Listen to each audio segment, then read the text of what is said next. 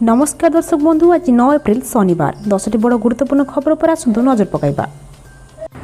Number 1 आज सुना और रूपा दर है बड़े परिवर्तन। आज भारतीय बजार में 22 कैरेट सुना दर 10 ग्राम प्रति 47,160 टंका थिबा बेले 24 कैरेट सुना मूल्य 10 ग्राम प्रति 51,480 टंका रही। ओडिशा राजधानी भुवनेश्वर में 22 कैरेट और 24 कैरेट सुना मूल्य 10 ग्राम प्रति यथाक्रमे 47,650 टंका और 51,980 टंका रही।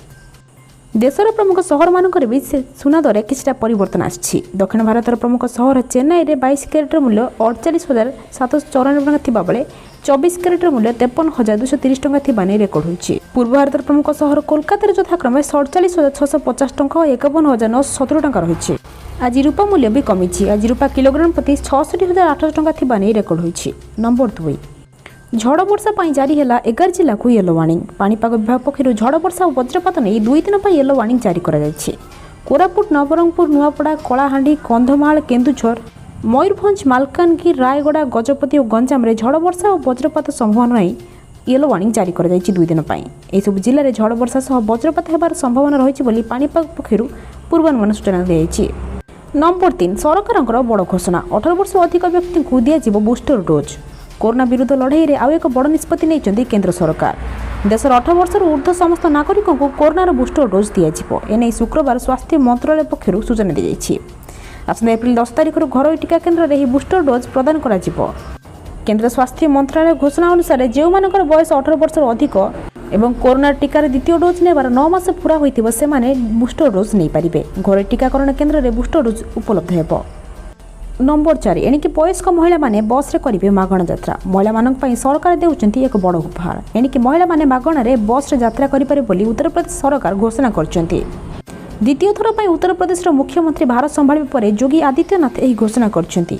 यूपी रो रेलवे बस गुडी करे 60 वर्ष अधिक वयस्क श्रेणी महिला माने एही सुविधा उठाई पारे बोली कुहा जायछि। वरिष्ठ नागरिक महिला को मागणा रे बस यात्रा पई पूर्व बीजेपी घोषणा करिथिला। निर्वाचन जितिबा पर सरकार यह प्रस्ताव को कार्यकारी करुछि। खूब शीघ्र 60 वर्ष अधिक बयस महिला माने रोडवेज बस रे बिना शुल्क यात्रा करें। यह योजना सरकार वार्षिक पाखापाखि 264 कोटी खर्च करेंगे।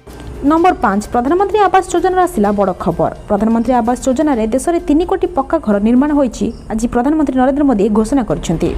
प्रधानमंत्री आवास योजना अधीन ग्रामीण अंचल प्राय 2.52 कोटी गृह निर्माण हो सारी। एथिपाई मोट 1.95 लाख कोटी टंका मंजूर करा होइथिला। सेहीपरि सहरांचल आवास योजना पाखापाखि 58 लाख पक्का घर तैयारी होइछि। एथिपाई 1.18 लाख कोटी टंका मंजूर करा जायछि। प्रत्येक घरे प्रधानमंत्री उज्ज्वला योजना गैस सहित जल और विद्युत भली मौलिक सुविधा जोगाई दिया जाउछि। नंबर 6 एणिकी बिना एटीएम कार्ड उठिबो टंका। एणिकी बिना एटीएम कार्ड टंका मध्ये उठाई पाइबो हेबो ग्राहक सक्षम हेबो। Reserve Bank of India RBI governor Shaktikanta Das ए घोषणा करछन्ते।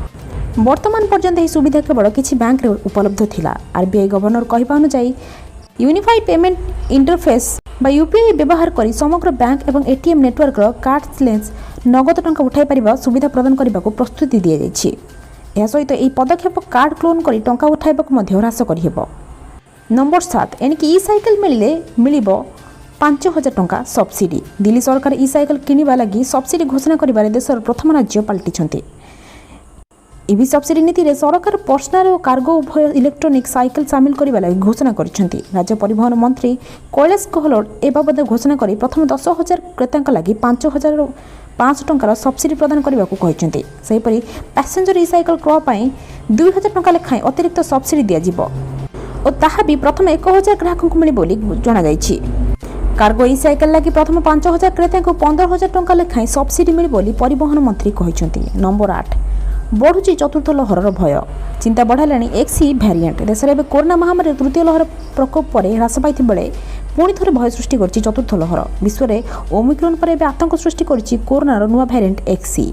यह नुआ भैरिएंट प्रथम थर पर गत जनवरी 19 में यूके रे चिन्हित बेले यार प्राय देश में निजर काय विस्तार कर साराणी जहां नहीं भारत में एक भैरिएंट एने संक्रमण भय रही।